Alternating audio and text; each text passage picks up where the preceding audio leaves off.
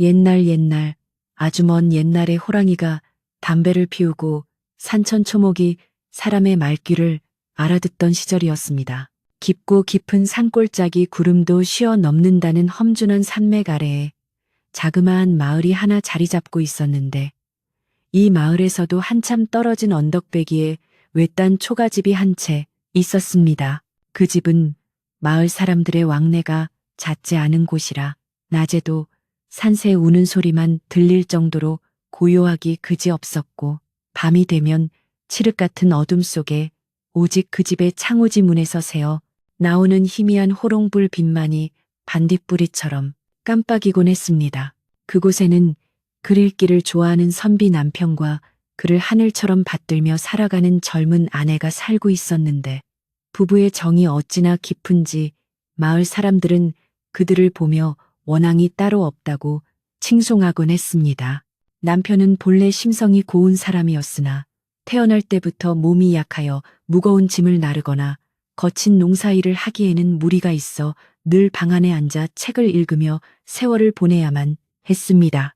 반면 아내는 비록 여린 몸매를 가졌으나 마음만은 대장부 못지않게 강인하고 생활력이 강한 사람이었습니다.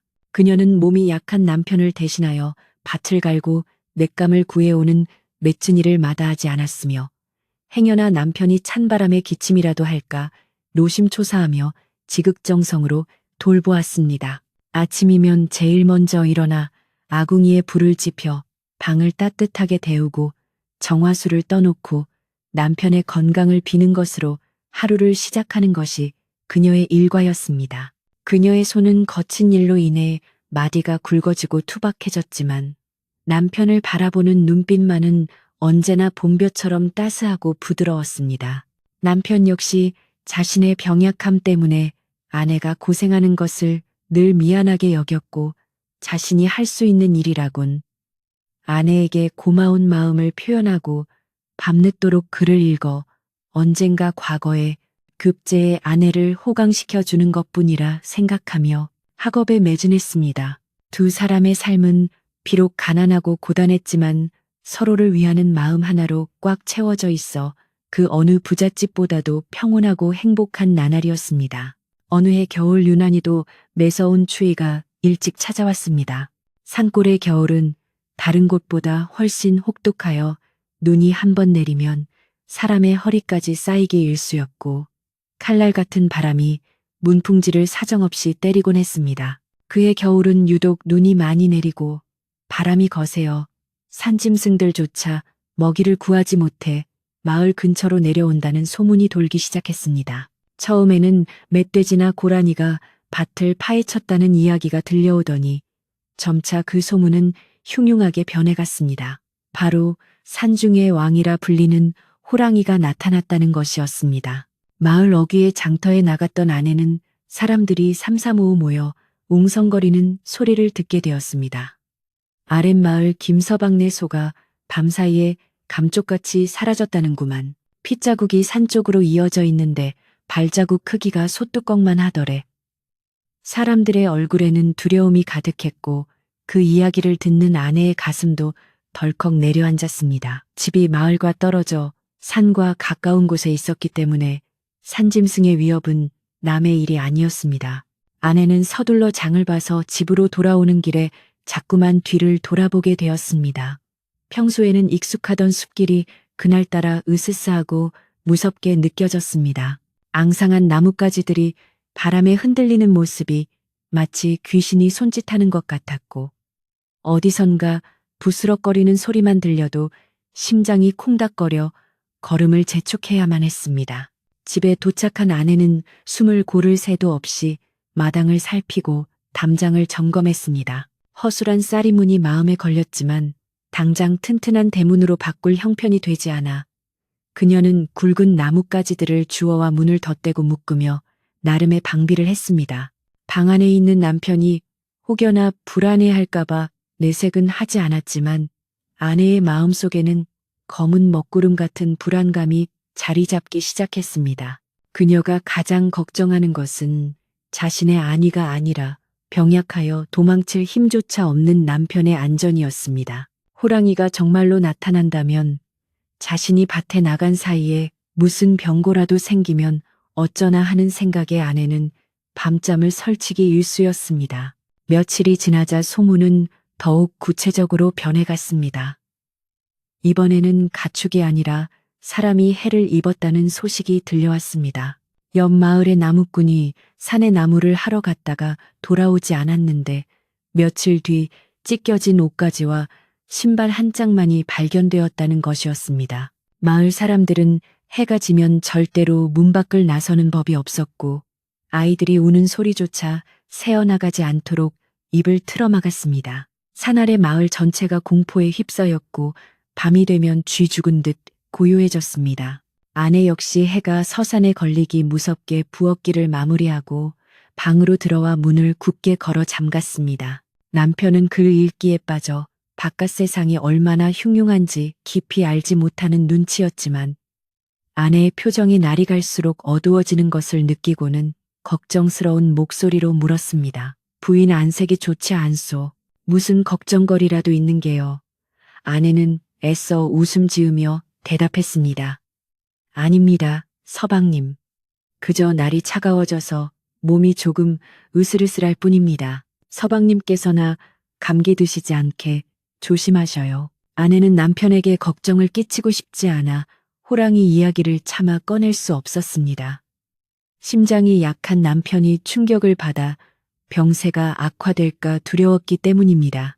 그녀는 밤마다 남편이 잠들고 나면 몰래 일어나 문고리를 다시 한번 확인하고 창호지 구멍으로 바깥의 동태를 살피곤 했습니다. 바람이 불어 처마 끝에 풍경이 울리거나 지붕 위에 마른 낙엽이 떨어지는 소리만 들려도 소스라치게 놀라며 귀를 기울였습니다. 산속의 밤은 길고도 무서웠습니다. 멀리서 들려오는 짐승의 울음소리가 점점 집 가까이로 다가오는 것만 같아 아내는 식은땀을 흘리며 뜬 눈으로 밤을 지새우는 날이 많아졌습니다.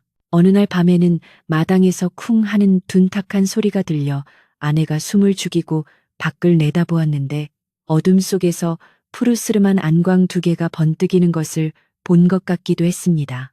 그것이 정말 호랑이의 눈이었는지 아니면 피곤함에 헛것을 본 것인지는 알 수 없었지만 그날 이후 아내의 공포는 극에 달했습니다. 겨울이 깊어질수록 산짐승들의 배고픔도 깊어지는 법이라 호랑이의 출몰 횟수는 잦아졌습니다. 마을 사람들은 관아에 포수들을 보내달라고 요청했지만 눈이 너무 많이 쌓여 산길이 막히는 바람에 그마저도 여의치 않았습니다. 마을의 노인들은 모여 앉아 옛날 이야기를 하며 혀를 찼습니다. 이건 예사 호랑이가 아니야. 사람 맛을 본 놈은 반드시 다시 찾아오는 법이지. 특히 기가 허한 사람이 있는 집을 기가 막히게 알고 찾아온다는데 큰일이네, 큰일이야. 우연히 우물가에서 이 이야기를 들은 아내는 가슴이 철렁 내려앉았습니다. 기가 허한 사람이라니 바로 자신의 남편을 두고 하는 말 같았기 때문입니다. 남편은 태생적으로 기운이 없고 병약하니 호랑이에게는 더할 나위 없이 좋은 먹잇감으로 보일 것이 뻔했습니다. 아내는 물동이를 인 채 집으로 돌아오며 다짐하고 또 다짐했습니다. 무슨 일이 있어도 내 목숨을 바쳐서라도 서방님만은 지켜내겠다고 말입니다. 그녀의 발걸음은 무거웠지만 그 속에 담긴 결의는 바위처럼 단단했습니다. 그날 저녁 아내는 평소보다 더 정성스럽게 저녁상을 차렸습니다. 산에서 캐온 도라지를 다듬어 굽고 겨운에 말려둔 시래기를 불려 된장국을 끓였습니다. 따뜻한 밥 한 그릇을 남편 앞에 놓으며 아내는 남편의 얼굴을 가만히 들여다보았습니다. 창백하지만 맑은 눈빛을 가진 남편은 아내에게 고마움을 표하며 수저를 들었습니다. 부인 덕분에 오늘도 따뜻한 밥을 먹는구려. 이 은혜를 어찌 다 갚을지 모르겠소. 남편의 따뜻한 말 한마디에 아내는 눈시울이 붉어질 뻔한 것을 꾹 참았습니다.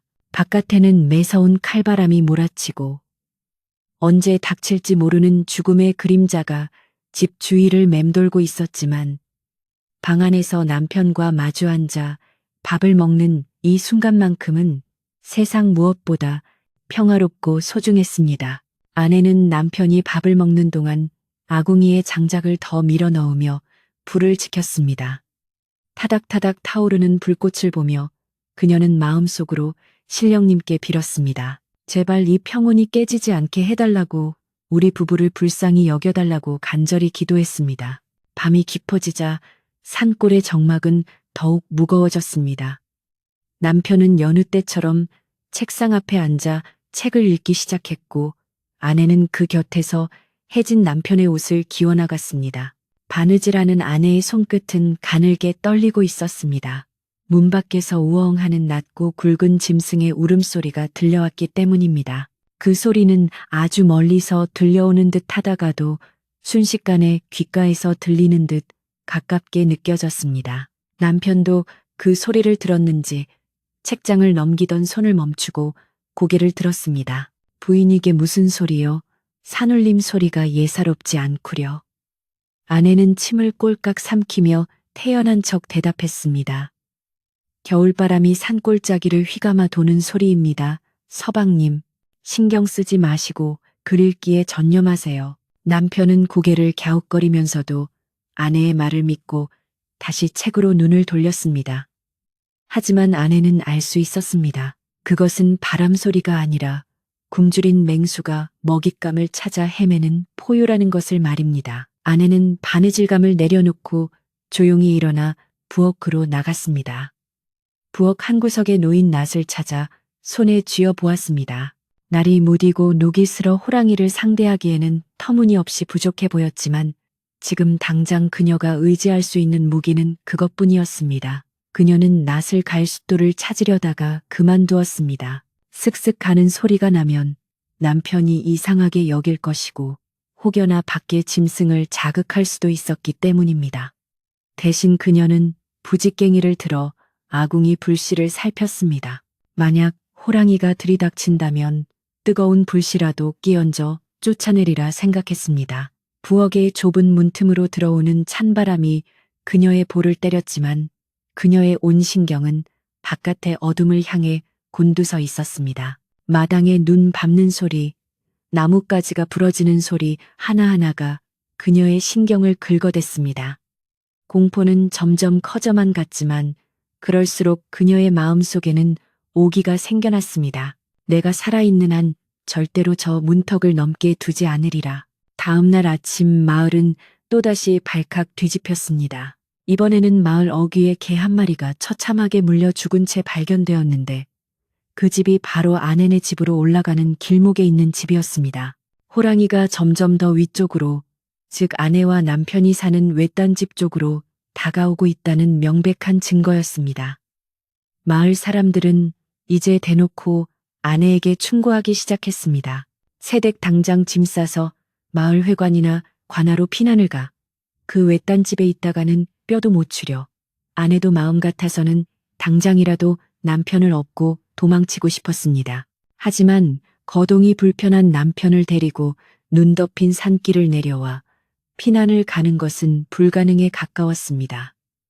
게다가 낯선 곳으로 가면 남편의 병세가 더 나빠질 것이 뻔했습니다. 아내는 입술을 깨물며 고개를 저었습니다.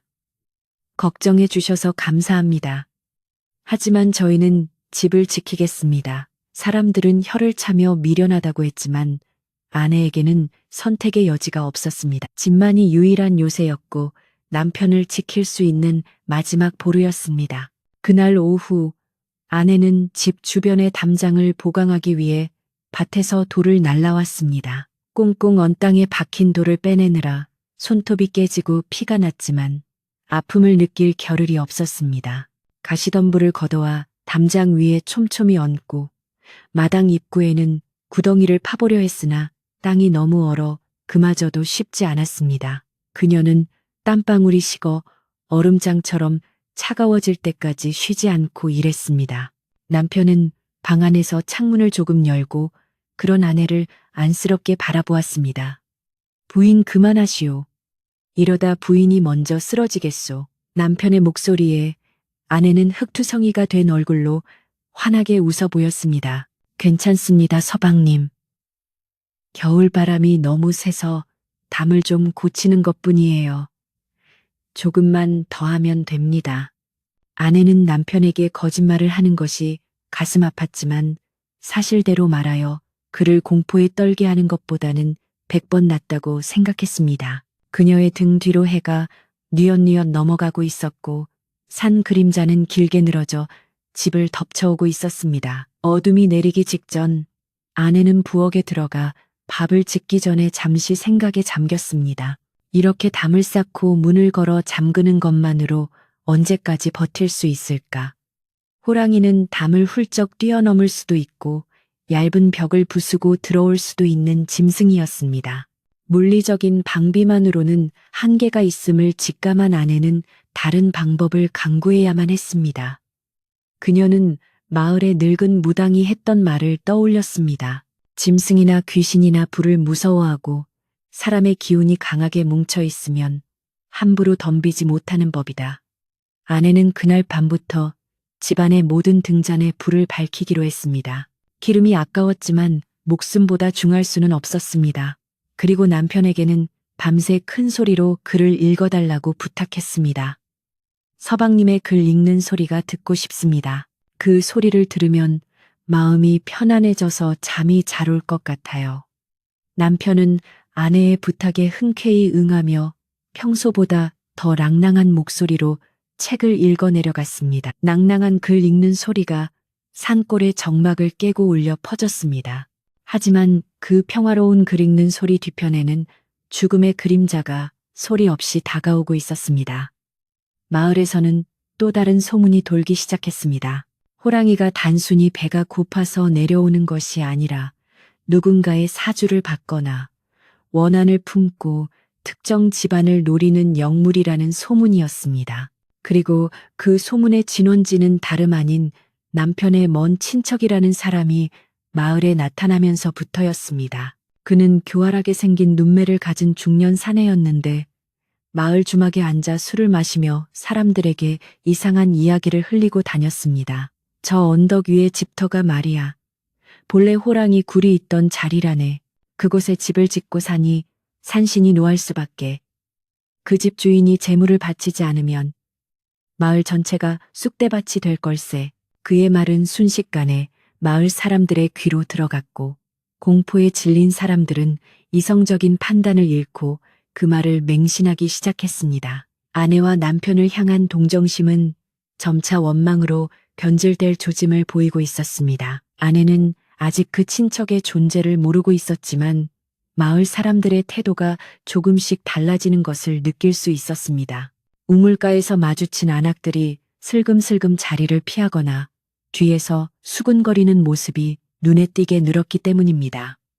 자기네 살자고 마을 전체를 위험에 빠뜨리면 안 되지.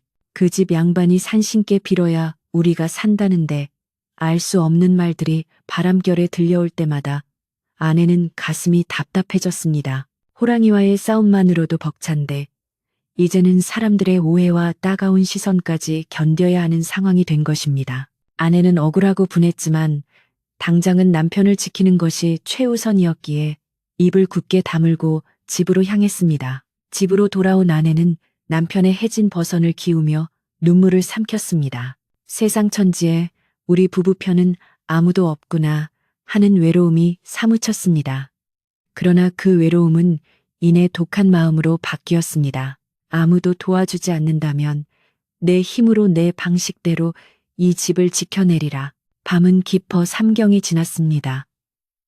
남편의 글 읽는 소리도 잦아들고 고른 숨소리만이 방 안을 채웠습니다.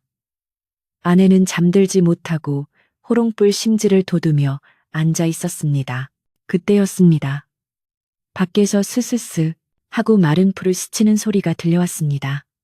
바람 소리와는 분명히 다른 무언가 거대하고 묵직한 것이 움직이는 소리였습니다.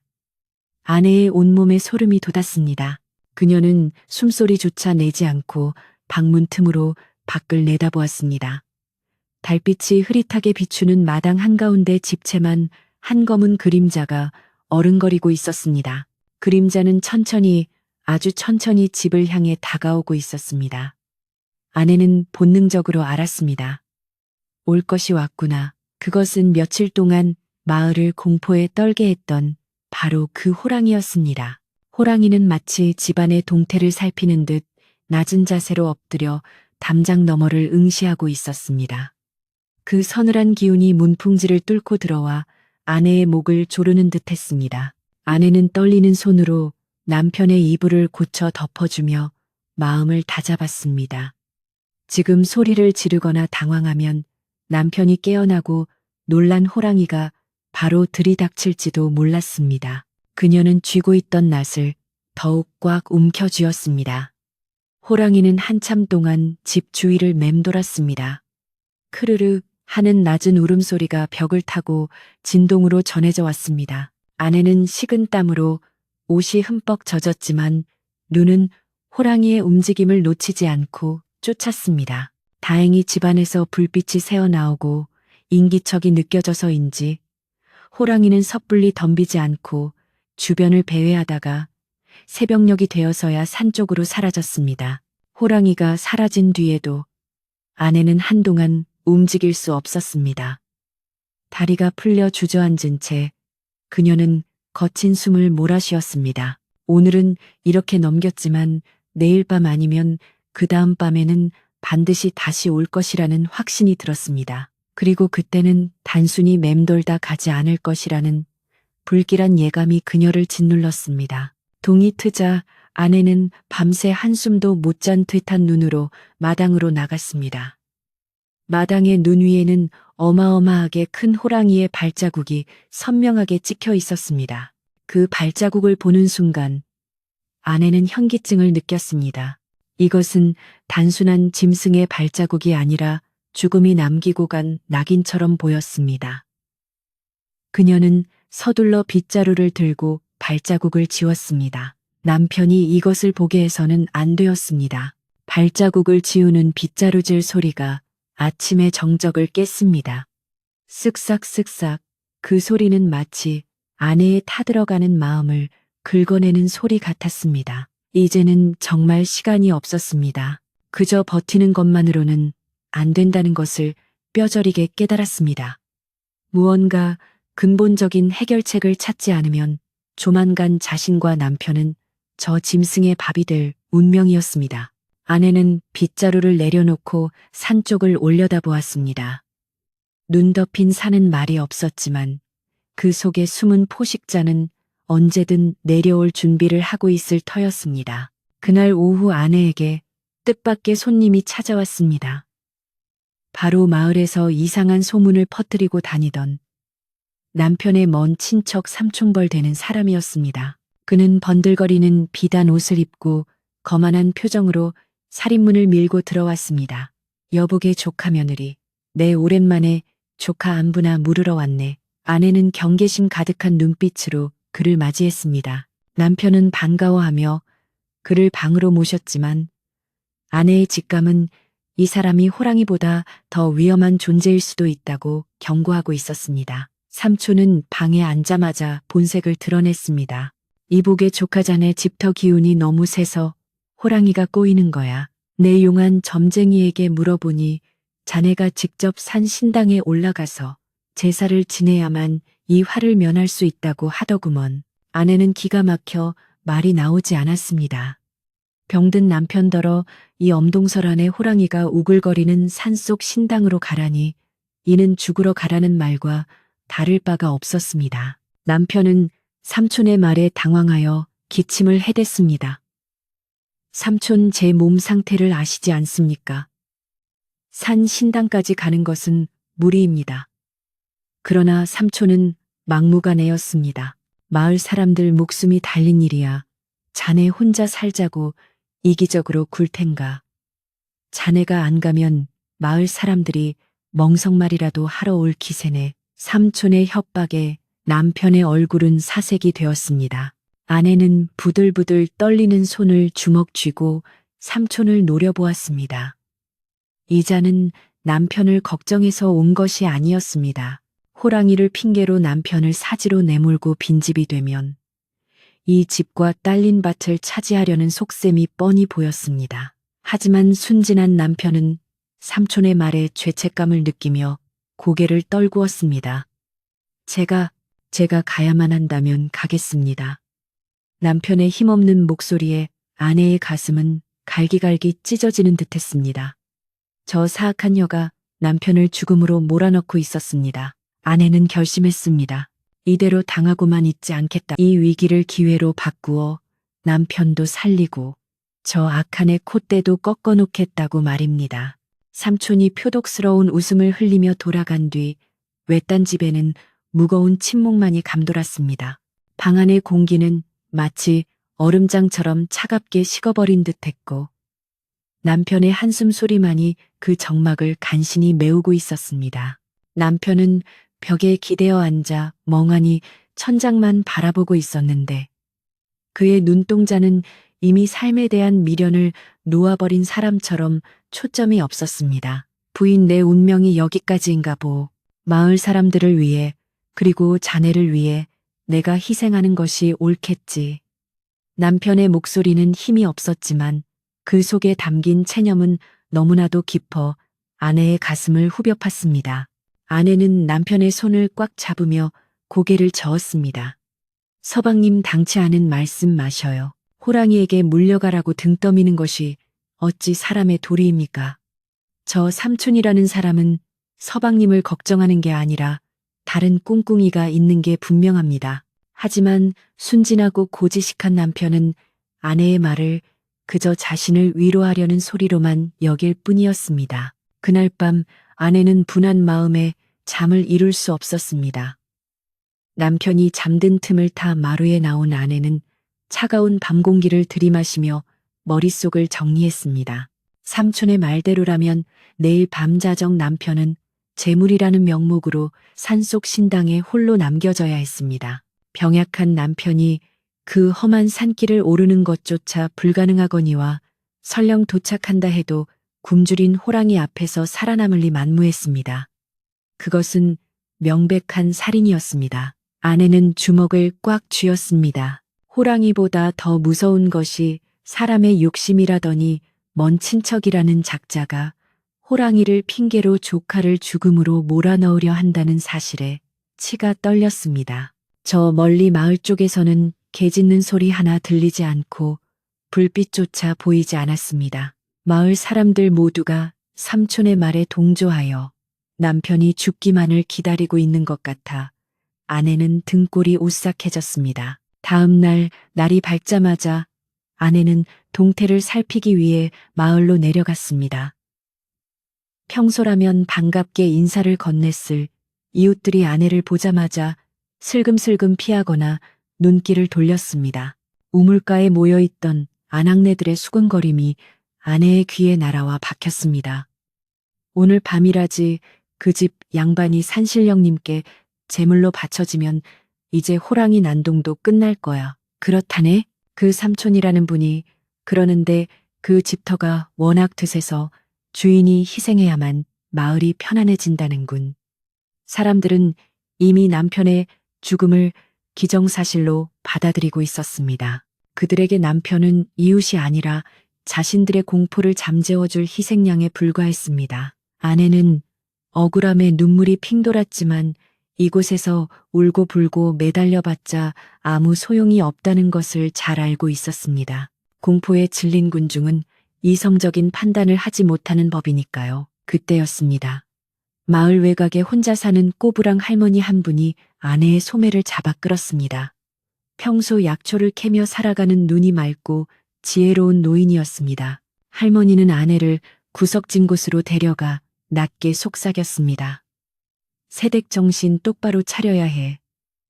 호랑이도 호랑이지만 사람 조심을 더 해야 한단다. 아내는 할머니의 말에 귀를 기울였습니다. 그 삼촌이란 작자, 자네 시아버지가 돌아가셨을 때부터 그 집과 땅을 노리던 사람이야.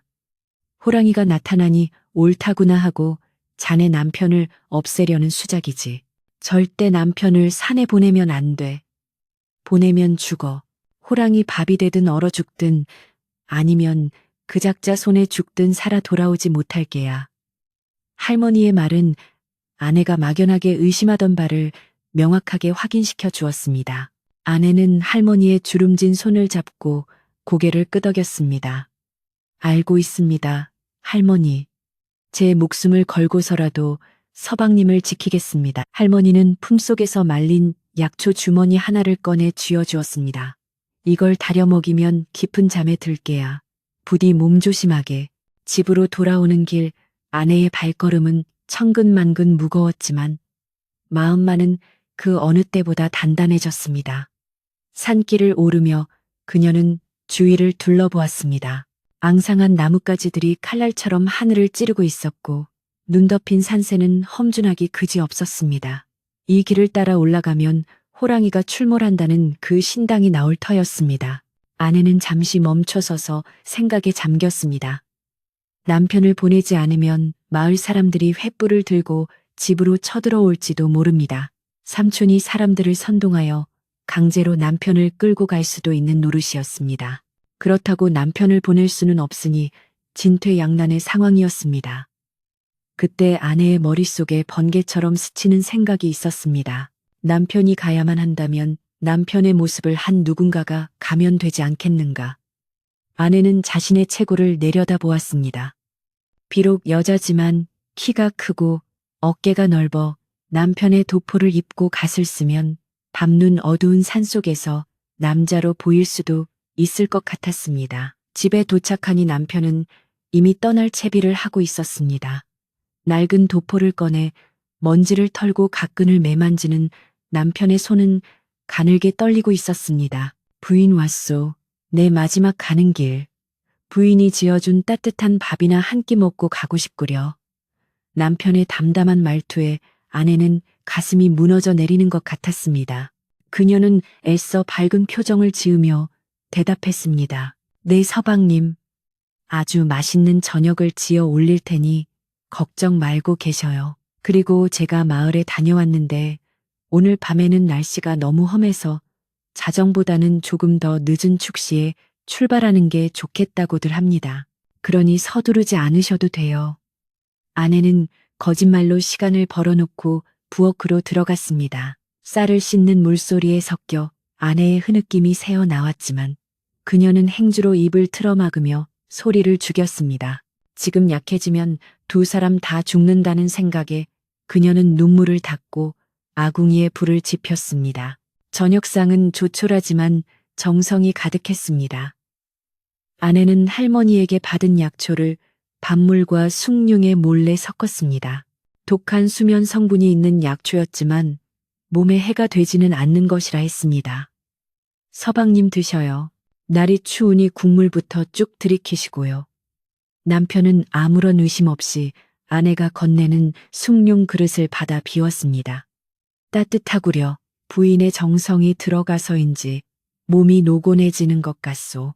남편은 밥을 반쯤 비우더니 숟가락을 놓으며 눈꺼풀이 무거워지는 것을 느꼈습니다. 이상하군.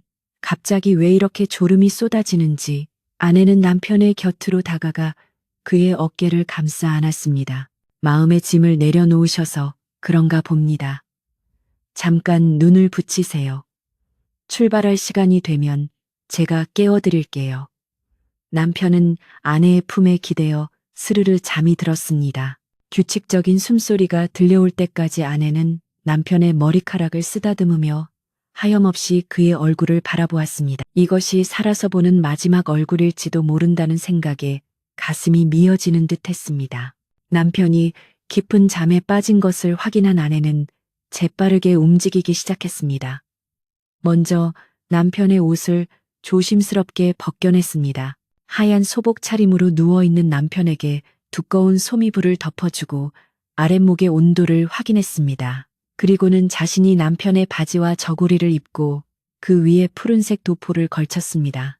남편보다 체구가 조금 작았기에 옷이 헐렁했지만 허리띠를 조여매고 옷매무새를 다듬으니 제법 태가 났습니다. 머리를 틀어 올려 상투처럼 만들고 그 위에 남편의 갓을 썼습니다.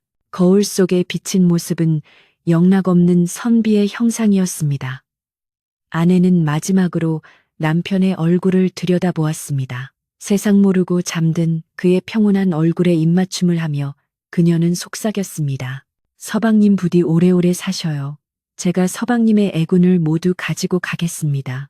다음 생에 다시 만나면 그때는 제가 더 튼튼한 남편이 되어 서방님을 지켜드릴게요. 준비를 마친 아내는 밖으로 나갔습니다. 밖은 칠흑 같은 어둠에 휩싸여 있었고 매서운 눈보라가 휘몰아치고 있었습니다. 윙윙거리는 바람 소리가 마치 귀신의 울음소리처럼 들려왔습니다. 아내는 횃불 하나에 불을 붙여 들고 살인문을 나섰습니다. 눈이 무릎까지 쌓여 한 발 한 발 내디디기가 힘들었지만 그녀는 멈추지 않았습니다.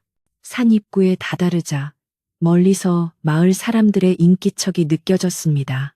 아마도 남편이 제대로 산으로 올라가는지 감시하기 위해 나온 삼촌과 그의 하수인들일 것입니다. 아내는 일부러 횃불을 높이 들고 그들이 볼 수 있는 위치에서 잠시 멈춰 섰습니다. 어둠 속에서 갓을 쓰고 도포자락을 휘날리는 모습은 영락없이 죽으러가는 선비의 모습이었습니다. 멀리서 저기 봐 정말 올라가는구만 하는 소리가 들려왔습니다. 아내는 그들이 자신을 남편으로 착각했음을 확인하고 다시 산 쪽으로 발길을 돌렸습니다. 이제 되돌릴 수 없는 길을 떠난 것입니다. 산길은 가파르고 험했습니다. 미끄러운 눈길에 몇 번이나 넘어지고 구를 뻔했지만 아내는 이를 악물고 버텼습니다. 횃불이 바람에 위태롭게 흔들릴 때마다 그녀의 그림자가 길게 늘어져 춤을 추었습니다. 산 중턱에 이르자 숲의 공기가 달라졌습니다. 짐승의 비릿한 냄새가 바람에 실려왔고 주변의 적막감이 더욱 짙어졌습니다. 호랑이의 영역에 들어선 것입니다. 아내는 두려움에 심장이 터질 것만 같았지만 그럴수록 남편의 얼굴을 떠올리며 마음을 다잡았습니다. 내가 무서워하면 호랑이가 얕잡아 본다. 나는 서방님을 지키는 장군이다.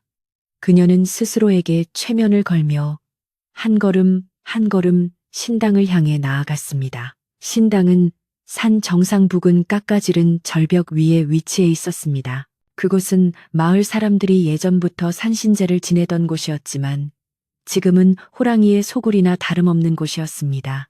한편 마을 어귀에 숨어서 지켜보던 삼촌은 회심의 미소를 지었습니다. 흐흐, 멍청한 녀석, 제 발로 죽으러 가는구나. 이제 저 집과 땅은 내 것이다. 그는 옆에 있던 마을 청년들에게 말했습니다. 자, 봤지? 조카가 마을을 위해 큰 결심을 하고 올라갔네. 이제 우리는 내려가서 술이나 한잔하며 그의 명복을 빌어주세. 사람들은 찜찜한 표정을 지으면서도 호랑이의 위협에서 벗어났다는 안도감에 삼촌을 따라 주막으로 향했습니다. 아무도 그 산길을 오르는 사람이 병약한 선비가 아니라 그를 목숨보다 사랑하는 아내라는 사실을 알지 못했습니다. 눈보라는 더욱 거세져 두 사람의 발자국을 지워버렸고 산속에는 오직 횃불 하나만이 외롭게 타오르고 있었습니다. 그것은 생명의 불꽃이자 사랑의 불꽃이었습니다. 신당에 거의 다다랐을 무렵 아내의 귓가에 둔탁한 소리가 들려왔습니다. 투둑, 투둑, 눈을 밟는 소리였지만 사람의 발소리가 아니었습니다. 묵직하고 은밀한 발걸음, 아내는 걸음을 멈추고 횃불을 앞쪽으로 비추었습니다. 어둠 속에서 거대한 두 개의 안광이 횃불 빛을 받아 붉게 타오르고 있었습니다. 호랑이였습니다. 집채만 한 호랑이가 바위 위에 웅크리고 앉아 그녀를 내려다보고 있었습니다. 녀석의 입가에서는 하얀 입김이 뿜어져 나왔고 굵은 꼬리가 바닥을 탁탁 치고 있었습니다. 아내는 숨이 턱 막히는 공포를 느꼈지만 도망치지 않았습니다. 오히려 횃불을 더 높이 치켜들고 호랑이를 똑바로 응시했습니다. 내 이놈 내가 왔다. 네가 찾던 재물이 여기 왔으니 썩 나오너라. 아내의 목소리는 떨렸지만 산골짜기를 쩌렁쩌렁 울릴 만큼 기백이 넘쳤습니다. 호랑이는 의외의 고함 소리에 잠시 움찔하는 듯 하더니 이내 낮게 으르렁거리는 소리를 내며 천천히 몸을 일으켰습니다. 호랑이와의 거리는 불과 10여 보. 아내는 뒷걸음질 치지 않고 절벽 쪽으로 천천히 이동했습니다. 그녀의 계획은 단순히 호랑이에게 잡혀 먹히는 것이 아니었습니다. 녀석을 유인하여 함께 절벽 아래로 떨어지는 것, 그것만이 호랑이를 확실하게 없애고 후환을 없애는 길이라 생각했기 때문입니다. 절벽 아래는 천길 낭떠러지로 떨어지면 뼈도 추리지 못할 험한 곳이었습니다. 아내는 낭떠러지 끝에 서서 호랑이를 유인했습니다. 배가 고프지 않으냐 어서 와서 덤벼라. 호랑이는 먹잇감이 도망치지 않고 도발하자 자존심이 상한 듯 콧김을 뿜으며 자세를 낮추었습니다. 뒷다리에 힘을 잔뜩 주고 튀어나갈 준비를 하는 호랑이의 근육이 꿈틀거렸습니다. 아내는 눈을 질끈 감았다가 다시 뜨며 마음속으로 마지막 기도를 올렸습니다. 서방님 부디 행복하세요. 저는 먼저 가서 기다리겠습니다. 그 순간 호랑이가 땅을 박차고 공중으로 솟구쳐 올랐습니다. 벌어진 아가리 사이로 날카로운 송곳니가 번뜩였고 날카로운 발톱이 아내를 향해 덮쳐왔습니다. 아내는 피하지 않고 호랑이가 덮치는 타이밍에 맞춰 몸을 뒤로 날렸습니다. 허공에서 아내의 몸과 호랑이의 몸이 엉켰습니다. 횃불이 바닥으로 떨어져 꺼지면서 세상은 암흑천지가 되었습니다. 의악하는 짧은 비명과 호랑이의 포효 소리가 뒤섞여 밤하늘을 갈랐습니다. 그리고는 무거운 물체가 낭떠러지 아래로 떨어지는 소리, 나뭇가지가 부러지는 소리, 그리고 둔탁한 충돌음이 산울림이 되어 메아리 쳤습니다. 잠시 후 산속은 다시 거짓말처럼 고요해졌습니다. 오직 눈보라 소리만이 그 자리를 맴돌 뿐이었습니다. 산 아래 외딴 집 방 안에서는 잠든 남편의 눈가에서 이유를 알 수 없는 눈물 한 방울이 주르륵 흘러내려 베개를 적시고 있었습니다. 다음 날 아침, 세상은 거짓말처럼 고요했습니다. 지난밤 산천을 뒤흔들던 눈보라는 씻은 듯이 사라졌고 동쪽 하늘에서는 붉은 해가 떠올라온 세상을 하얗게 덮은 눈밭을 눈부시게 비추고 있었습니다. 방 안으로 스며드는 아침 햇살에 남편은 무거운 눈꺼풀을 힘겹게 들어 올렸습니다. 머리가 솜뭉치처럼 멍하고 온몸이 물먹은 솜처럼 무거웠습니다. 마치 며칠 밤을 새운 사람처럼 깊은 수렁에서 겨우 빠져나온 기분이었습니다. 남편은 신음소리를 내며 자리에서 일어나 앉았습니다. 방 안은 서늘한 냉기로 가득 차 있었고 늘 아침이면 들려오던 아내의 부지런한 발소리나 도마질 소리가 전혀 들리지 않았습니다. 부인 어디 있소? 남편은 잠긴 목소리로 아내를 불렀지만 돌아오는 것은 적막뿐이었습니다. 불안한 예감이 스멀스멀 피어오르기 시작했습니다. 그는 비틀거리며 일어나 방문을 열었습니다. 마루에도 부엌에도 아내의 모습은 보이지 않았습니다. 아궁이는 차갑게 식어 있었고 어젯밤 자신이 먹었던 저녁상만이 덩그러니 놓여 있었습니다. 그때 남편의 시선이 방 한구석에 멈췄습니다. 자신이 입어야 할 도포와 갓이 보이지 않았습니다. 대신 아내가 즐겨 입던 무명 저고리와 치마가 가지런히 개켜져 있었습니다. 순간 남편의 머릿속에 번개 같은 깨달음이 스쳤습니다. 어젯밤의 비정상적인 졸음 아내의 애틋했던 눈빛, 그리고 서방님의 애군을 가져가겠다던 마지막 속삭임이 환청이 아니었음을 깨달은 것입니다. 안 돼. 설마 남편은 비명을 지르며 밖으로 뛰쳐나갔습니다. 맨발인 줄도 모르고 눈 덮인 마당을 가로질러 대문을 박차고 나갔습니다. 눈 위에는 한 사람의 발자국만이 산 쪽으로 길게 이어져 있었습니다. 남편은 미친 사람처럼 산길을 달렸습니다. 숨이 턱끝까지 차오르고 심장이 터질 것 같았지만 멈출 수가 없었습니다. 차가운 눈이 발을 베고 나뭇가지가 얼굴을 핥히었지만 그는 고통조차 느끼지 못했습니다. 오직 아내를 찾아야 한다는 생각뿐이었습니다. 부인 대답해 보시오. 산속을 울리는 그의 절규는 메아리가 되어 공허하게 돌아올 뿐이었습니다. 산중턱에 이르자 길가에 떨어진 횃불의 잔해와 찢어진 옷자락이 눈에 들어왔습니다. 자신의 도포 자락이었습니다. 남편은 덜덜 떨리는 손으로 그것을 주워들고 주위를 둘러보았습니다. 눈밭에는 거대한 짐승의 발자국과 사투를 벌인 흔적이 어지럽게 널려 있었고 붉은 핏자국이 절벽 쪽으로 이어져 있었습니다. 하늘이 무너져 내리는 것 같았습니다. 다리에 힘이 풀려 주저앉고 싶었지만 그는 기어서라도 절벽 끝으로 가야만 했습니다. 절벽 끝에 선 남편은 아래를 내려다보았습니다. 천길 낭떠러지 아래 앙상한 나뭇가지들 사이로 무언가가 걸려 있었습니다. 그것은 거대한 호랑이의 사체와 그 옆에 힘없이 늘어진 푸른 도포를 입은 작은 체구의 사람이었습니다. 아앙 남편은 짐승처럼 울부짖었습니다. 자신의 목숨을 구하기 위해 아내가 호랑이와 함께 몸을 던진 것입니다. 그 처참한 광경 앞에서 남편은 가슴을 쥐어뜯으며 통곡했습니다. 세상의 모든 빛이 사라지고 지옥 같은 어둠만이 남은 기분이었습니다. 그는 정신을 잃을 것 같은 현기증을 느꼈지만 아내를 저 차가운 골짜기에 내버려 둘 수는 없었습니다. 그는 이를 악물고 눈물을 닦으며 절벽을 내려갈 길을 찾았습니다. 험한 비탈길을 구르고 미끄러지며 온몸이 피투성이가 되어서야 그는 골짜기 바닥에 닿을 수 있었습니다. 가까이서 본 광경은 더욱 처참했습니다. 호랑이는 바위에 머리를 부딪혀 즉사한 듯했고 그 옆에는 아내가 남편의 도포를 입은 채 마치 잠든 것처럼 누워 있었습니다. 갓은 어디론가 날아가 버렸고 풀어헤쳐진 머리카락이 바람에 흩날리고 있었습니다. 남편은 떨리는 손으로 아내의 차가운 뺨을 감싸 쥐었습니다. 부인, 이 못난 남편 때문에 어찌하여 이런 짓을 했소. 아내의 몸은 이미 싸늘하게 식어 있었지만 얼굴만은 고통 없이 평온해 보였습니다. 마지막 순간까지 남편을 살렸다는 안도감을 안고 떠난 듯 했습니다. 남편은 아내의 시신을 끌어안고 목 놓아 울었습니다.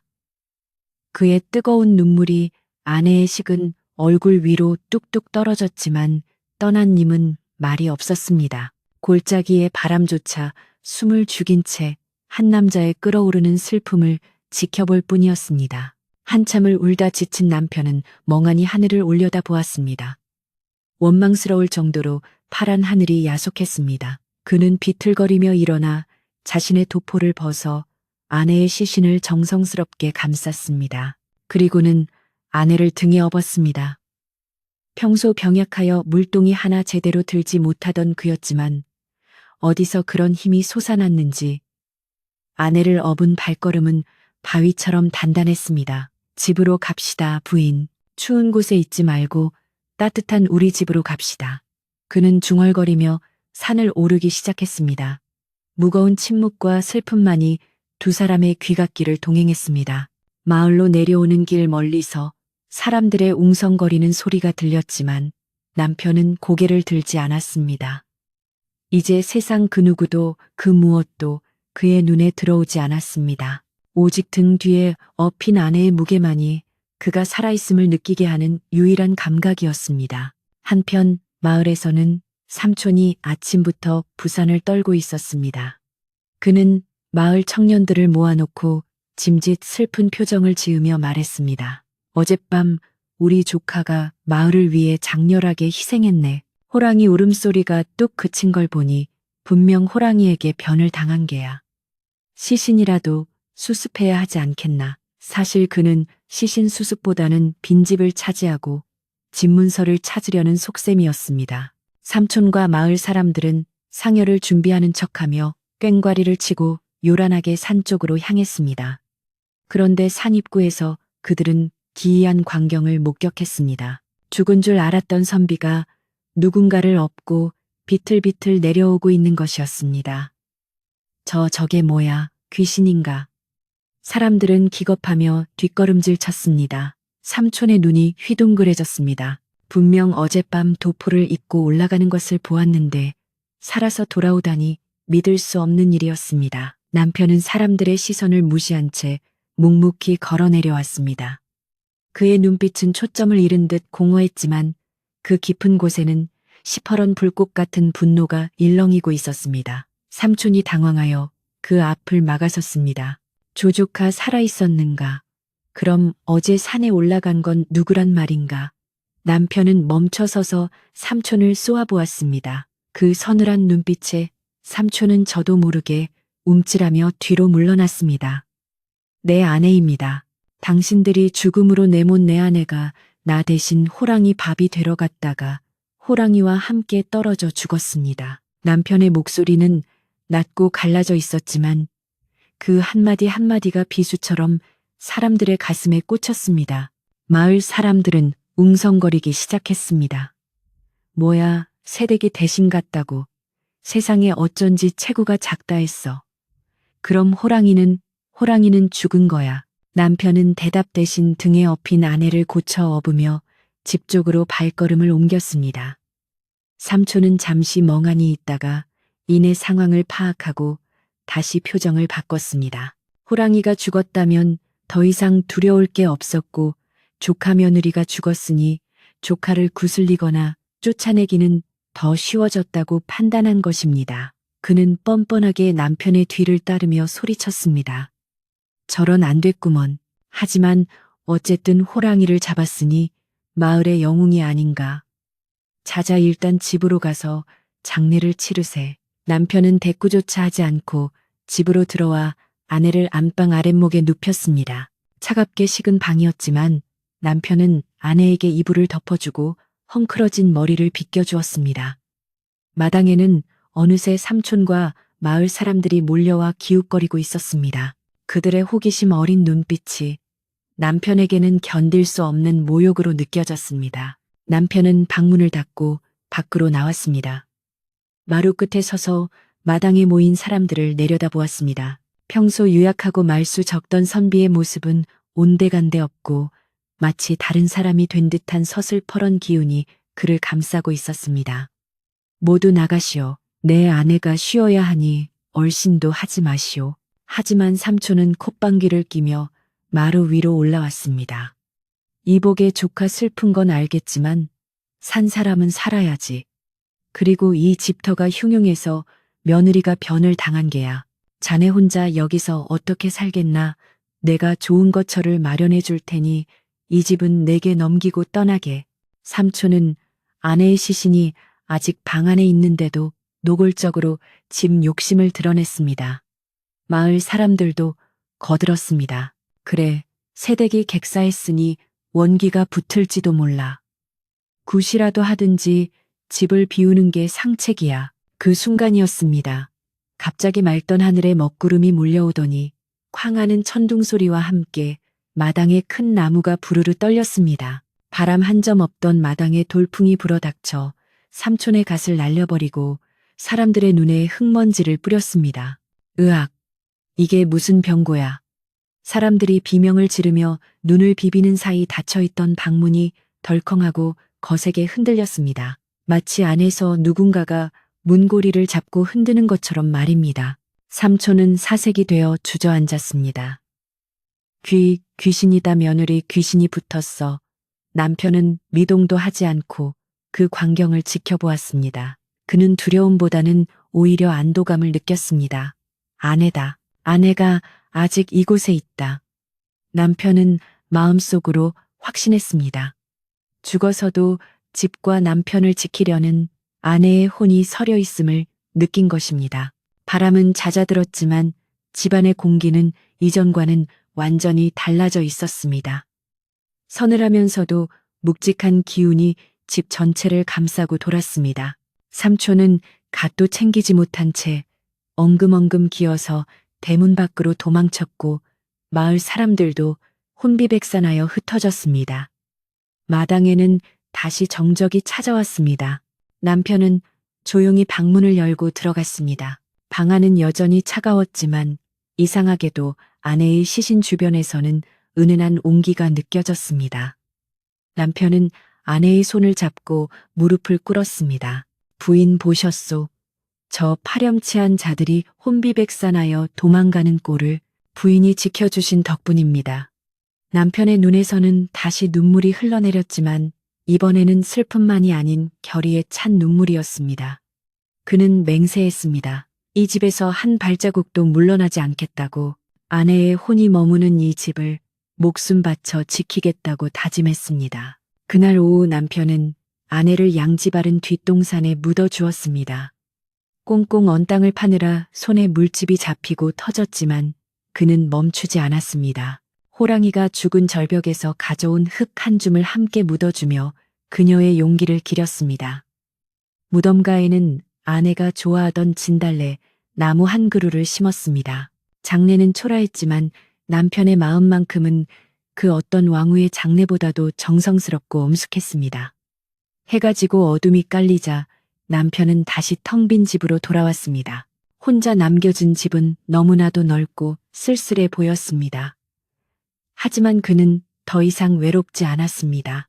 방문을 열 때마다 느껴지는 미세한 바람 부엌에서 들리는 듯한 그릇, 달그락거리는 환청, 그리고 밤이면 들려오는 다듬이질 소리 같은 것들이 아내가 곁에 있음을 알려주었기 때문입니다. 그러나 삼촌은 쉽게 포기할 위인이 아니었습니다. 그는 읍내로 나가 왈패들을 모으고 무당을 찾아가 부적을 사모았습니다. 감히 귀신 따위가 산 사람을 방해해 내 기어코 그 집을 뺏고 말 테다. 삼촌은 며칠 뒤면 다시 쳐들어올 계획을 세우고 있었습니다. 그는 마을 사람들에게 소문을 퍼뜨렸습니다. 조카 녀석이 귀신에 들려 제정신이 아니다. 그대로 두면 마을 전체에 해가 되니 강제로라도 끌어내야 한다. 사람들은 삼촌의 말이 미심쩍었지만 귀신이 나온다는 소문에 겁을 먹고 동조하는 분위기였습니다. 마을의 분위기는 다시 흉흉해졌고 외딴 집은 고립된 섬처럼 변해갔습니다.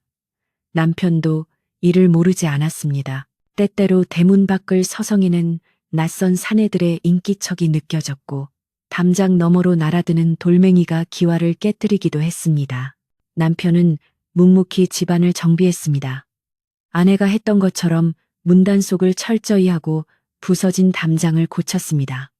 그리고 밤이 되면 불을 환하게 밝히고 글을 읽었습니다. 예전처럼 과거 급제를 위한 글 읽기가 아니었습니다.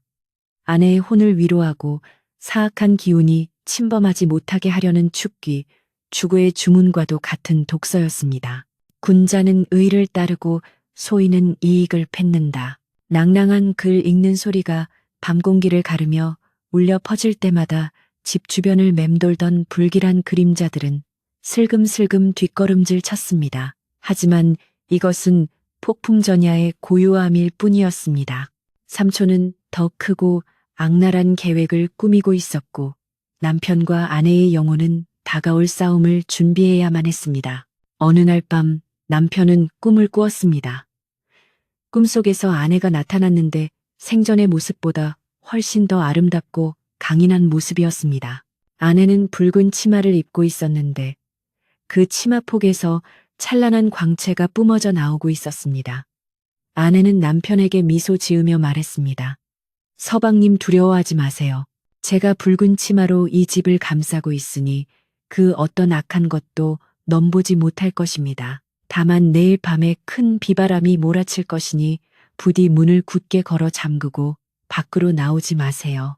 꿈에서 깬 남편은 식은땀을 흘리고 있었지만 마음만은 이상하게도 평온했습니다.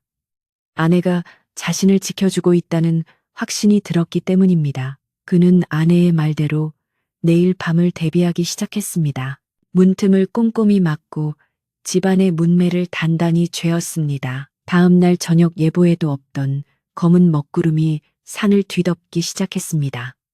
하늘은 낮게 내려앉아 금방이라도 무너질 듯했고 바람은 괴수처럼 울부짖었습니다. 마을 사람들은 모두 문을 걸어 잠그고 이불 속에 숨었지만 삼촌만은 쾌재를 불렀습니다. 옳지. 오늘 같은 날이야말로 거사를 치르기 딱 좋구나.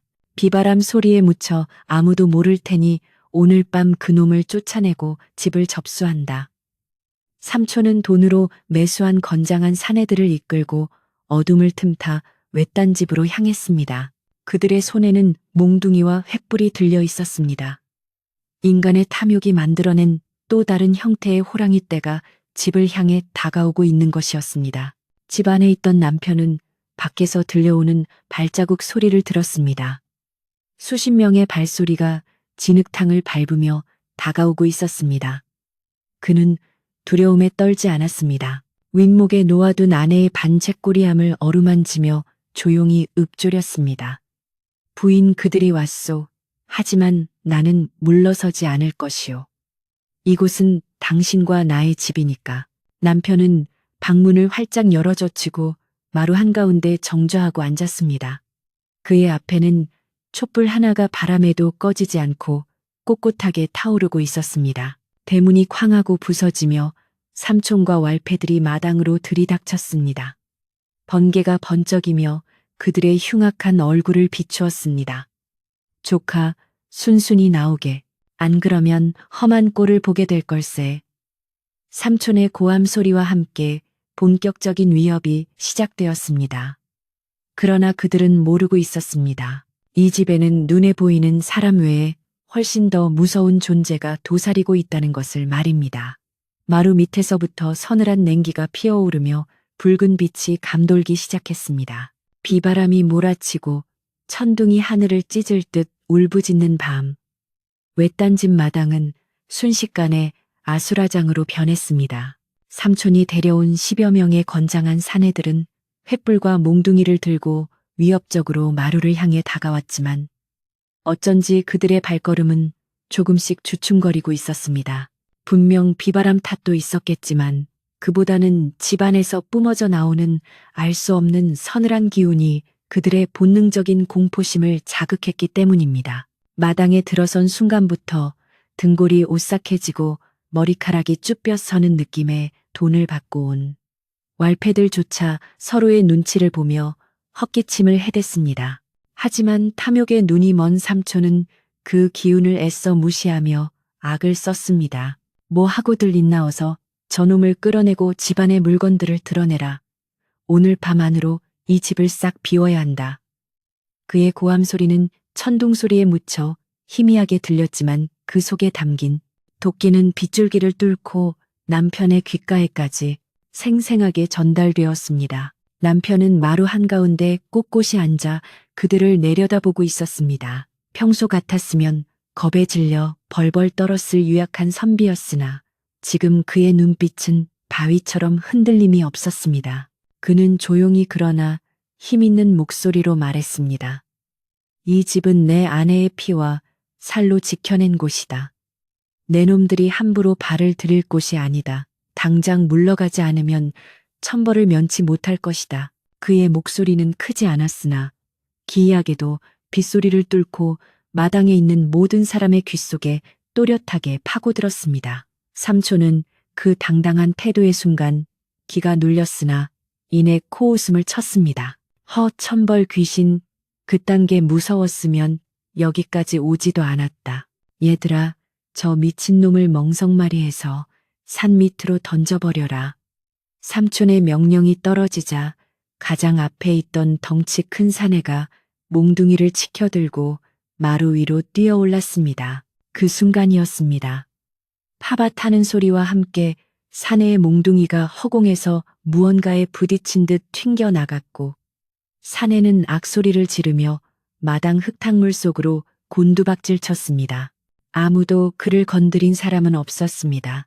남편은 여전히 앉아 있었고 주변에는 촛불 하나만 타오르고 있을 뿐이었습니다. 넘어진 사내는 공포에 질린 얼굴로 자신의 손목을 감싸주며 뒷걸음질 쳤습니다. 방금 뭐가 내 팔을 쳤어. 쇠몽둥이 같은 게 내리쳤다고 다른 사내들이 웅성거리기 시작했습니다. 뭐야, 아무것도 없었는데 바람이 세서 그런 거 아니야. 하지만 그들의 목소리에는 떨림이 역력했습니다. 삼촌은 당황하여 소리쳤습니다. 바보 같은 놈들 발을 헛디딘 게지 무슨 귀신 타령이야. 다 같이 덮쳐 삼촌의 독촉에 서너 명의 사내가 동시에 마루로 달려들었습니다. 바로 그때 방문이 쾅하고 닫히더니 방 안에 촛불이 꺼졌습니다. 칠흑 같은 어둠이 집을 삼키는가 싶더니 갑자기 방 안에서 붉은 빛이 새어나오기 시작했습니다. 그것은 호롱불 빛이 아니었습니다. 마치 핏빛처럼 붉고 선명한 광채가 문틈과 창호지 사이로 뿜어져 나와 마당을 비추었습니다. 그리고 어디선가 다듬다듬 하는 규칙적인 소리가 들려오기 시작했습니다. 그것은 아내가 생전에 밤마다 남편의 옷을 손질하며 두드리던 다듬이질 소리였습니다. 처음에는 작게 들리던 소리가 점점 커지더니 나중에는 마치 천둥 소리처럼 마당 전체를 울리기 시작했습니다. 쿵쿵쿵, 그 소리는 땅을 진동시켰고 사내들의 심장 박동과 맞물려 그들의 가슴을 조여왔습니다. 마루로 올라가려던 사내들은 보이지 않는 벽에 막힌 듯 더 이상 앞으로 나아가지 못했습니다. 그들의 눈앞에 믿을 수 없는 광경이 펼쳐졌습니다. 붉은 빛 속에서 희뿌연 연기가 피어오르더니 그 연기가 점차 사람의 형상을 갖추기 시작한 것입니다. 긴 머리를 풀어헤치고 붉은 치마를 입은 여인의 형상, 얼굴은 뚜렷하지 않았으나 그 형체에서 뿜어져 나오는 분노와 살기는 왈패들의 길을 완전히 꺾어놓기에 충분했습니다. 귀신이다. 사내 중 하나가 비명을 지르며 몽둥이를 내던지고 뒤돌아 뛰기 시작했습니다. 한 명이 도망치자 공포는 전염병처럼 번져나갔습니다. 살려줘, 정말 귀신이야. 사내들은 서로 먼저 나가려고 밀치고 밟으며 대문 쪽으로 아수라장처럼 도망쳤습니다. 삼촌은 다리에 힘이 풀려 그 자리에 주저앉고 말았습니다. 도망치고 싶었지만 발이 땅에 붙어버린 듯 움직이지 않았습니다.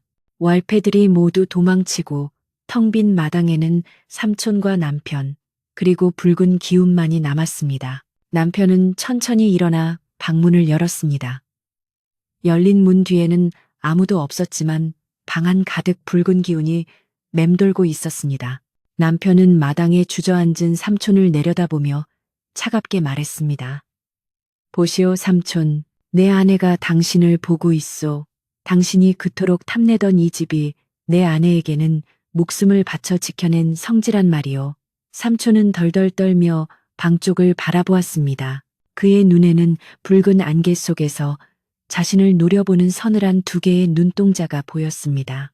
그것은 호랑이의 눈 같기도 했고 억울하게 죽은 조카 며느리의 눈 같기도 했습니다. 자, 잘못했네. 제발 살려주게. 삼촌은 체면이고 뭐고 다 잊고 바닥에 머리를 조아렸습니다. 빗물과 진흙이 범벅된 바닥에 이마를 또시며 그는 애원했습니다. 다시는 이 근처에 얼씬도 안 하겠네. 내 욕심이 과했어. 제발 그 붉은 치마 좀 거두어 주게. 그때 허공에서 싸늘한 여자 목소리가 바람결에 실려 들려왔습니다. 내 남편을 건드리는 자, 살아서 이 문을 나가지 못하리라. 그 목소리는 삼촌의 귀 바로 옆에서 속삭이는 듯 생생했습니다. 삼촌은 으악하고 비명을 지르며 엉금엉금 기어서 대문을 향해 도망쳤습니다. 얼마나 급했는지 신발 한 짝이 벗겨진 줄도 모르고 흙탕물에 미끄러지면서도 뒤도 돌아보지 않고 어둠 속으로 사라졌습니다. 삼촌이 사라지자 거짓말처럼 비바람이 잦아들었습니다. 먹구름이 걷히고 달빛이 마당을 비추기 시작했습니다. 붉은 기운도 서서히 옅어지더니 다시 은은하고 따뜻한 온기로 변하여 집안을 감쌌습니다. 남편은 털썩 주저앉았습니다. 긴장이 풀리자 온몸에 힘이 빠져나갔습니다. 그는 방안을 향해 큰 절을 올렸습니다. 고맙소 부인, 부인이 우리를 지켰소.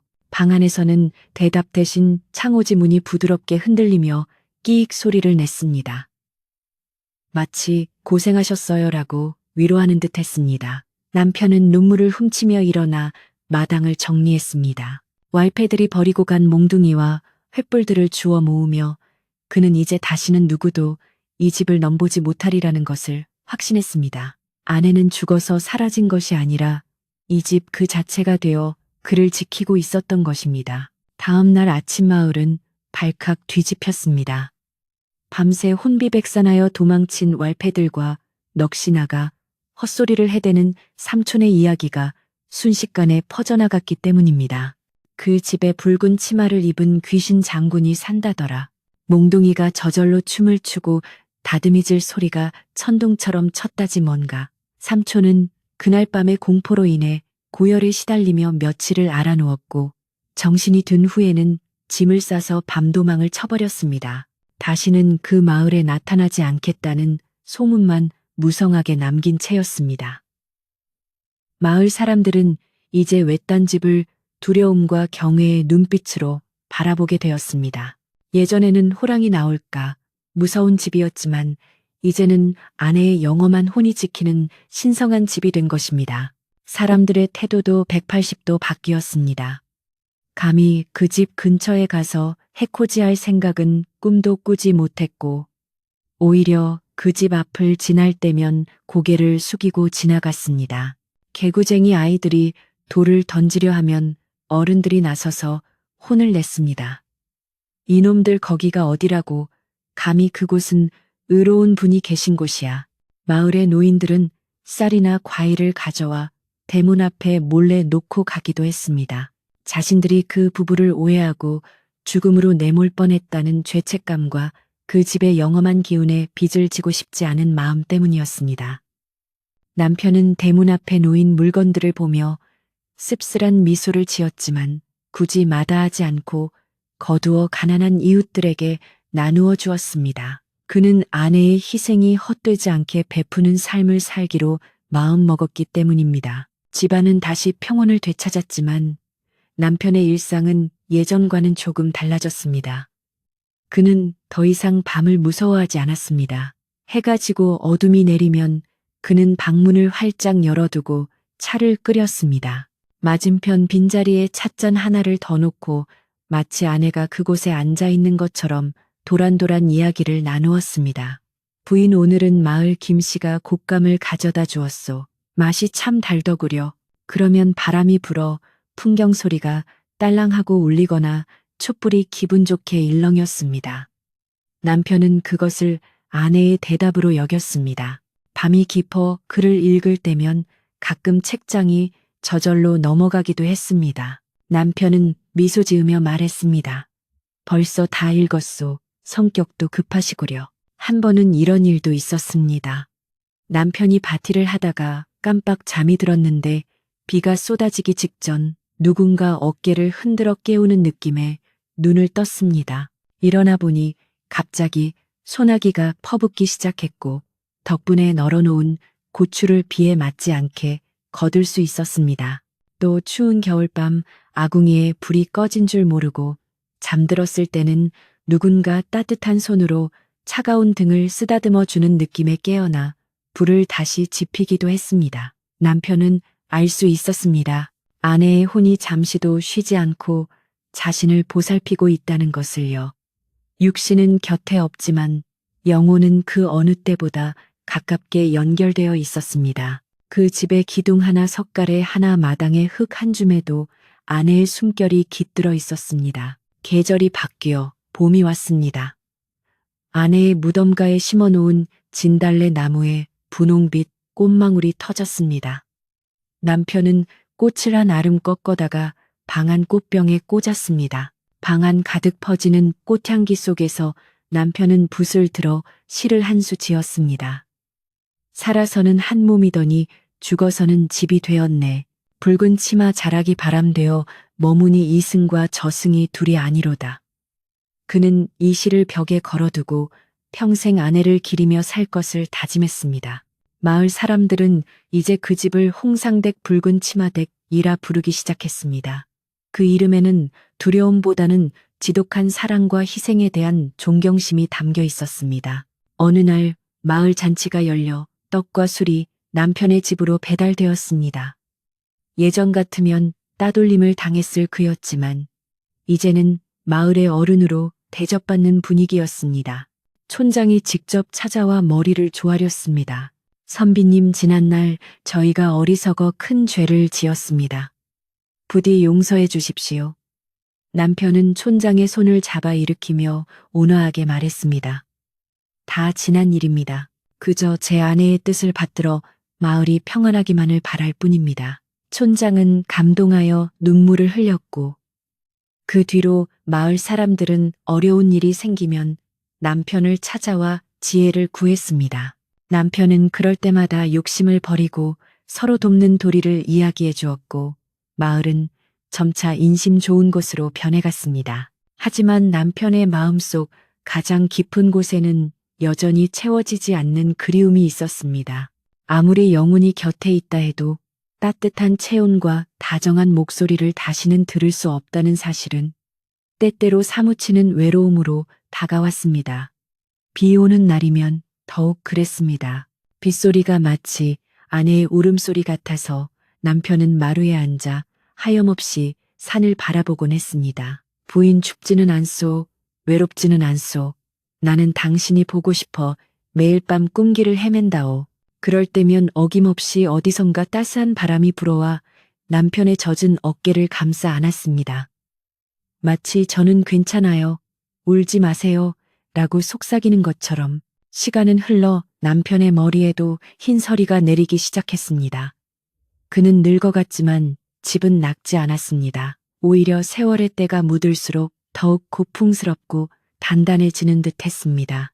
마을 사람들은 그것 또한 아내의 영혼이 집을 가꾸고 있기 때문이라고 믿었습니다. 태풍이 와도 그 집 기와는 날아가지 않았고 가뭄이 들어도 그 집 우물은 마르지 않았습니다. 사람들은 그 집을 명당 중에 명당이라 칭송했지만 남편은 알고 있었습니다. 명당이라서 복을 받는 것이 아니라 사랑의 힘이 재앙을 막고 복을 불러오는 것임을 말입니다. 그는 자신이 죽는 날까지 이 집을 떠나지 않을 생각이었습니다. 자신이 눈을 감으면 그때 비로소 아내의 곁으로 가 영원히 함께할 수 있으리라 믿었기 때문입니다. 삼촌이 도망칠 때 흘리고 간 신발 한 짝은 오랫동안 마을 어귀 나무에 걸려 있었습니다. 그것은 탐욕의 말로가 어떤 것인지를 보여주는 경고장과도 같았습니다. 아이들은 그 신발을 보며 귀신에게 혼난 욕심쟁이 이야기를 하며 자라났습니다. 이야기 속에서 아내는 무서운 귀신이 아니라 가족을 지키는 수호신으로 묘사되었습니다. 남편은 가끔 마을 아이들을 불러 모아놓고 옛날 이야기를 들려주었습니다. 호랑이보다 무서운 것은 욕심이고 귀신보다 강한 것은 사랑이라는 이야기를 말입니다. 아이들은 초롱초롱한 눈으로 그 이야기를 들으며 언덕 위의 붉은 치마집을 동경 어린 눈으로 바라보곤 했습니다. 이제 이야기의 끝이 다가오고 있습니다. 폭풍우가 지나간 뒤 찾아온 평화는 단순한 고요함이 아니었습니다. 그것은 시련을 이겨낸 자들만이 누릴 수 있는 깊고 단단한 평화였습니다. 남편은 이제 늙고 병들었던 몸도 마음의 평화 덕분인지 훨씬 건강해졌습니다. 그는 밭을 일구고 글을 읽고 이웃을 도우며 보이지 않는 아내와 함께 하루하루를 충실히 살아갔습니다. 그러던 어느 가을밤 유난히 달이 밝은 날이었습니다. 남편은 마당 평상에 누워 밤하늘을 올려다보다가 문득 깨달았습니다. 자신이 더 이상 혼자가 아니라는 것을. 아내는 저 달빛 속에, 바람 속에, 그리고 자신의 숨결 속에 영원히 살아 숨쉬고 있다는 것을 말입니다. 세월은 유수와 같아 쏜살같이 흘러갔습니다. 어느덧 남편의 머리카락은 하얀 억새꽃처럼 새어버렸고 얼굴에는 깊은 주름이 훈장처럼 패었습니다. 그러나 그의 눈빛만은 젊은 날 글을 읽던 시절보다 훨씬 더 맑고 그윽해져 있었습니다. 마을 사람들은 그를 홍상댁 어르신이라 부르며 존경에 마지 않았습니다. 그의 집은 단순한 주거지가 아니라 마을의 정신적인 지주이자 신성한 기운이 서린 곳으로 여겨졌기 때문입니다. 남편은 나이가 들어 거동이 조금 불편해졌지만 여전히 아침이면 마당을 쓸고 정화수를 떠놓으며 하루를 시작했습니다. 그것은 단순히 건강을 비는 의식이 아니라 보이지 않는 곳에서 집을 지키고 있을 아내에게 건네는 아침 인사이자 사랑의 표현이었습니다. 계절이 수십 번 바뀌는 동안 이 외딴 집에는 참으로 신비로운 일들이 끊이지 않았습니다. 한여름 장마철의 마을의 다른 집들은 눅눅한 습기로 고생을 했지만 이 집만큼은 언제나 뽀송뽀송하고 쾌적했습니다. 겨울에 폭설이 내려 산길이 끊길 정도가 되어도 이상하게 이 집 마당과 지붕에는 눈이 쌓이지 않고 금방 녹아내리곤 했습니다. 마을 사람들은 그것을 두고 부인의 따뜻한 마음이 눈을 녹이는 것이라고 수군거렸습니다. 남편 역시 그렇게 믿었습니다. 밤이 되면 아랫목이 절절 끓을 정도로 따뜻해지는 것도 문풍지가 떨리지 않게 바람이 비켜가는 것도 모두 아내의 영혼이 자신을 감싸고 있기 때문이라 여겼습니다. 그는 그 따뜻함 속에 누워 먼저 간 아내의 품에 안긴 듯 편안하게 잠들곤 했습니다. 어느 해 가을 마을에 큰 흉년이 들었습니다. 가뭄이 계속되어 논바닥이 거북이 등처럼 갈라지고 곡식들이 말라 비틀어졌습니다. 마을 사람들은 끼니를 걱정하며 한숨을 쉬었고 인심마저 흉흉해질 위기였습니다. 그런데 놀랍게도 남편이 가꾸는 텃밭과 뒤뜰의 과실나무들은 풍성한 열매를 맺었습니다. 물 한 방울 나지 않는 가뭄 속에서도 그 집에 우물 많은 맑은 물이 찰랑거렸습니다. 남편은 이것이 자신 혼자 배불리 먹으라고 아내가 준 선물이 아님을 알았습니다. 그는 곳간을 열고 우물을 개방했습니다. 누구든 와서 가져가시오. 이것은 제 것이 아니라 제 아내가 마을을 위해 베푸는 것입니다. 마을 사람들은 감격하여 물과 식량을 받아가며 눈물을 흘렸습니다.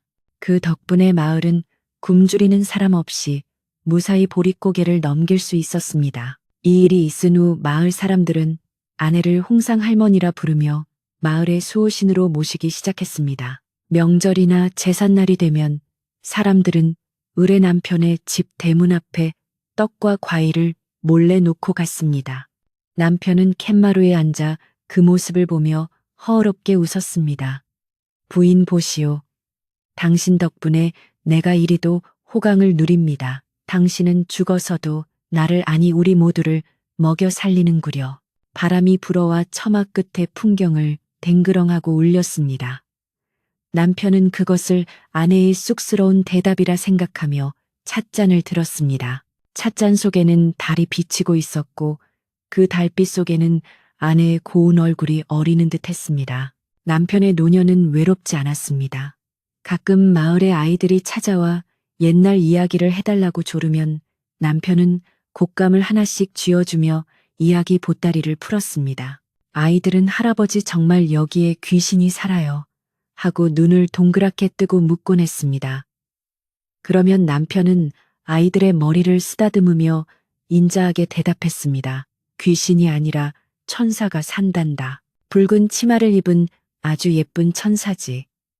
착한 사람에게는 복을 주고 나쁜 마음을 먹은 사람에게는 벌을 주는 정의로운 천사란다. 아이들은 그 말을 듣고 집안을 두리번거리며 신기해했습니다.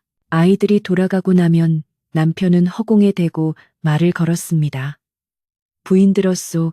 아이들이 당신을 무서워하지 않고 좋아합니다. 당신도 아이들을 보니 좋지요. 시간은 멈추지 않고 흘러 남편이 아내를 떠나보낸 지 어느덧 60년이 다 되어갔습니다. 이제 남편은 기력에 쇠하여 방 밖으로 나가는 것조차 힘겨운 나이가 되었습니다. 하지만 그는 슬퍼하지 않았습니다. 오히려 기다리던 날이 다가오고 있음을 직감하며 마음의 준비를 하고 있었습니다. 몸이 아프고 기운이 빠질수록 정신은 더욱 명료해지고 아내의 존재는 더욱 가깝게 느껴졌습니다. 밤이면 꿈속에서 아내를 만나는 횟수가 잦아졌습니다. 꿈속의 아내는 늙지도 않고 여전히 젊고 아름다운 모습으로 남편을 향해 환하게 웃으며 손짓하곤 했습니다. 이제 곧 만나요, 서방님. 조금만 더 기다리세요. 그 목소리가 어찌나 달콤하고 그리운지 잠에서 깨고 나면 베개가 눈물로 젖어 있곤 했습니다. 어느 겨울날 그 해에 첫눈이 내리던 밤이었습니다. 60년 전 호랑이가 나타나고 아내가 떠나갔던 바로 그날처럼 온 세상이 하얗게 뒤덮였습니다. 남편은 아침부터 몸이 깃털처럼 가벼워짐을 느꼈습니다. 평소에는 일어나 앉기도 힘들었는데 그날따라 정신이 맑고 몸에 생기가 돌았습니다. 그는 직감했습니다. 아, 오늘이구나. 오늘 밤 부인이 나를 데리러 오겠구나. 그는 힘을 내어 목욕재개를 하고 장롱 깊숙이 보관해 두었던 새 도포를 꺼내 입었습니다. 아내가 생전에 마지막으로 지어주었으나 아까워서 한 번도 입지 못했던 옷이었습니다. 머리를 단정히 빗고 갓을 쓴 그는 방 한가운데 정좌하고 앉아 문을 활짝 열어두었습니다. 차가운 겨울 바람이 들어왔지만 남편은 춥지 않았습니다. 오히려 그 바람 속에서 익숙한 향기가 묻어나는 것 같았습니다. 도라지꽃 향기 같기도 하고 밥 짓는 냄새 같기도 한 구수하고 따뜻한 향기. 남편은 눈을 감고 그 향기를 음미하며 지난 세월을 회상했습니다. 가난했지만 행복했던 신혼 시절, 호랑이의 위협에 떨던 밤, 아내를 잃고 오열하던 절벽, 그리고 홀로 남겨진 집에서 아내의 영혼과 함께한 긴 세월들, 그 모든 기억이 파노라마처럼 스쳐 지나갔습니다. 기쁨도 슬픔도 회한도 이제는 모두 눈 녹듯이 사라지고 오직 깊은 평온함만이 가슴에 남았습니다. 부인 나를 기다리느라 고생 많았소. 나 또한 한시도 당신을 잊은 적이 없소. 밤이 깊어 자정이 넘어가자 눈 내리는 소리마저 멈추고 세상은 절대 고요 속에 잠겼습니다. 그때였습니다.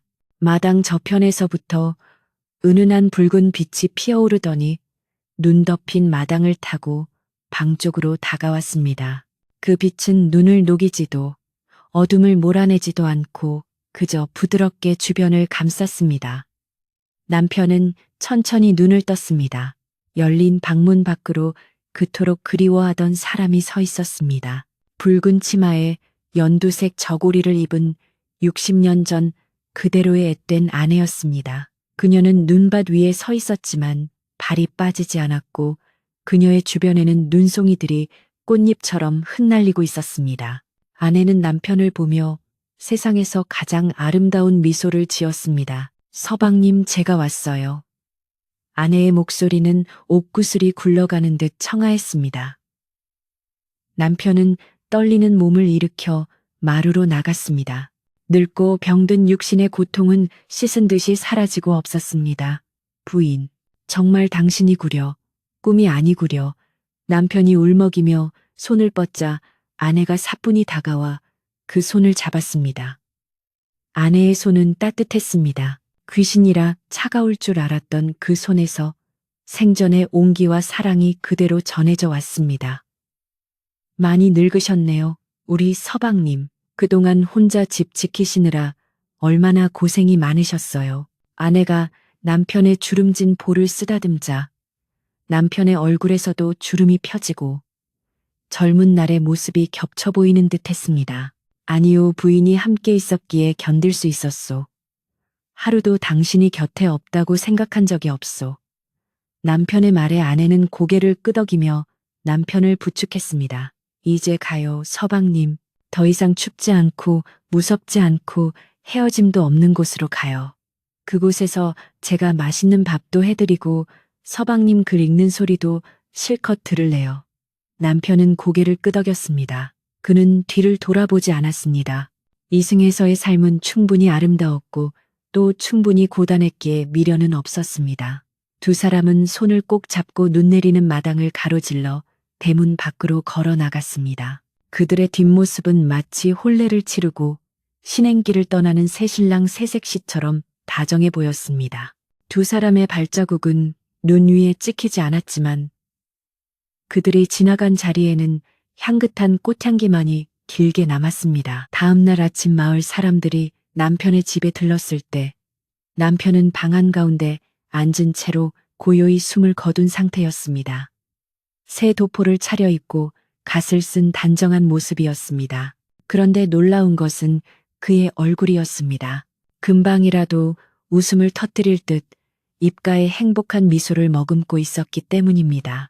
마치 아주 기분 좋은 꿈을 꾸고 있는 사람처럼 혹은 사랑하는 이를 만나 떠나는 사람처럼 평온해 보였습니다. 사람들은 홍상 할머니가 드디어 할아버지를 모셔갔구나 하며 눈시울을 붉혔습니다. 슬픔보다는 안도감과 경이로움이 마을을 감쌌습니다. 그토록 서로를 위하던 부부가 긴 세월을 건너 드디어 다시 만났다는 사실에 사람들은 가슴 뭉클한 감동을 느꼈습니다. 마을 사람들은 남편의 유언대로 그를 뒷동산 아내의 무덤 바로 옆에 묻어주었습니다. 두 개의 봉분이 나란히 솟았고 그 사이에는 아내를 묻을 때 심었던 진달래 나무가 어느새 크게 자라 두 무덤을 동시에 덮어주고 있었습니다. 장례를 치른 지 얼마 지나지 않아 신기한 일이 벌어졌습니다. 남편의 무덤가에도 나무 한 그루가 자라나더니 두 나무의 가지가 서로 얽히고 설켜 마치 한 나무처럼 자라나기 시작한 것입니다. 사람들은 그것을 열리지 멜리지라 부르며 부부의 사랑이 나무가 되어서도 이어졌다고 믿었습니다. 봄이 되면 두 나무에서는 붉은 꽃과 하얀 꽃이 어우러져 피어나 장관을 이루었고 그 향기는 십리 밖까지 퍼져나갔습니다. 남편이 떠난 후에도 그 외딴 집은 허물어지지 않았습니다. 마을 사람들은 그 집을 보존하여 마을의 사당처럼 가꾸었습니다. 누구도 그 집에 들어가 살려고 하지는 않았지만 아무도 그 집을 흉가라 부르지 않았습니다. 오히려 혼기가 찬 처녀 총각들이 그 집 앞을 지나며 좋은 배필을 만나게 해달라고 빌었고 부부싸움을 한 사람들은 그 집마당에 서서 화해를 하곤 했습니다. 집은 비어 있었지만 텅 빈 것이 아니었습니다. 마루에는 언제나 따스한 햇살이 머물렀고 바람이 불면 풍경 소리가 방문객들을 반갑게 맞아주었습니다. 사람들은 가끔 밤에 그 집 앞을 지나면 긁는 소리와 다듬이질 소리가 정겹게 어우러져 들린다고 말했습니다. 하지만 그 소리는 무서운 것이 아니라 듣는 사람의 마음을 차분하고 평화롭게 만들어주는 소리였습니다. 세월은 계속 흘러갔습니다. 그 마을에 살던 사람들도 하나둘 세상을 떠나고 새로운 세대가 태어났습니다. 호랑이가 나오던 시절의 이야기는 이제 전설이 되어 할머니의 무릎 베개를 벤 아이들에게 전해졌습니다. 옛날에 아주 용감하고 사랑이 깊은 부부가 살았단다. 아내는 남편을 위해 호랑이에게 몸을 던졌고 남편은 평생 아내를 그리며 집을 지켰지. 그래서 그 집은 귀신이 나오는 집이 아니라 사랑이 사는 집이란다. 아이들은 이야기를 들으며 잠이 들었고 꿈속에서 붉은 치마를 입은 할머니와 하얀 수염의 할아버지가 손을 잡고 달나라로 걸어가는 모습을 보았습니다. 지금도 그 산골 마을에 가면 언덕 위에 자그마한 초가집터가 남아있다고 합니다. 비록 집은 세월의 무게를 이기지 못해 흙으로 돌아갔지만 그 자리에 서 있는 두 그루의 나무는 여전히 서로를 꼭 껴안은 채 마을을 내려다보고 있습니다. 바람이 부는 날이면 나뭇가지들이 부딪히며 사각사각 소리를 내는데 귀를 기울여 들어보면 마치 사랑하세요, 아끼세요, 서로를 지켜주세요 라고 속삭이는 것만 같습니다. 부부의 육신은 흙이 되었지만 그들이 남긴 지극한 사랑의 마음은 영원히 사라지지 않고 그곳에 머물며 오늘 밤처럼 고요한 밤에 잠 못 이루는 이들의 마음을 따뜻하게 어루만져 주고 있답니다. 밤이 깊었습니다. 하늘엔 별이 총총하고 바람은 자장가처럼 창문을 두드립니다.